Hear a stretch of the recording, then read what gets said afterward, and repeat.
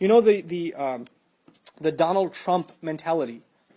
Donald Trump is a very, very powerful, multi-billion-dollar executive, right? And he's, I think he's got a TV show too where he's making people into entrepreneurs and things like that. Bottom line is he's a real estate tycoon more than anything else, right? And you know how real estate in this society works. You buy, and you buy, but you don't pay for it.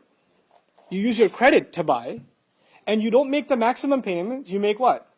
The minimum payments, and now your credit is being built. When your credit is built, you buy again, you rent it out or whatever, and you keep building your empire. Now, if the Donald Trump-like billionaire was to pay off every one of his properties today, would he still be a billionaire? No. What's his idea? His idea is, how long am I going to live? Another 50 years, 60 years, 100 years? How long am I going to live? I'm going to live a billionaire, and after that, if my payments aren't being made, who cares? I already partied my way out.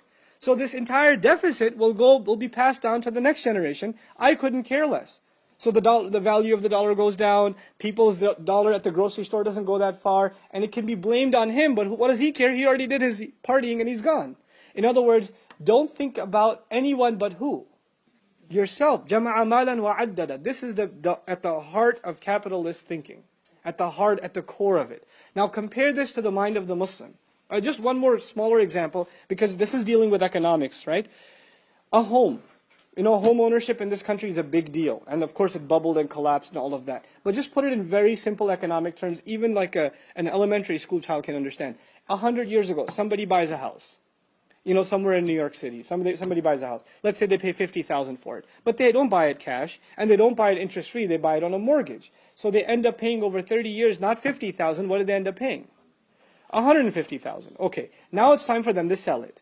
Are they going to sell it for $60,000? No, they ended up putting in $150, so they should at least sell for $200 and $250, so they sell it for $250. The next buyer comes in, buys the place for $250, but he didn't buy it cash. What did he buy it on? Credit.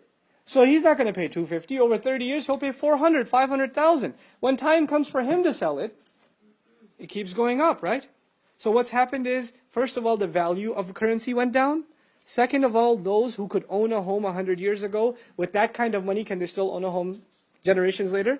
No. So you made the opportunity for the next generation more and more and more impossible.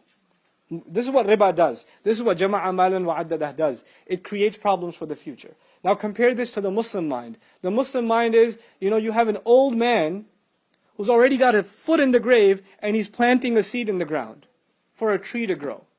And you ask him, you're not going to live long enough for this tree to grow. And he says, well, it will give somebody shade one day, sadaqah jariyah for me. This is the mind of the Muslim, right? That's what it's supposed to be. We think about how the future will be benefited. Not, live, eat, sleep, drink, and die. That's it. This is the reversal of thought. And that's really, when we read this stuff, we shouldn't just think about what's happening, a millennium and a half ago. These are realities of our time. These are serious problems of our time. And unfortunately, just because we're Muslim doesn't mean that we haven't been engrossed in the deepest depths of the black greed of capitalism. We ourselves have become really nasty capitalists ourselves. And we don't think about the greater good and serving society and building the kinds of institutions, right? We've become people of الَّذِي جَمَعَ مَالًا وَعَدَّدَهُ. May Allah protect us from it and get us out of this mess.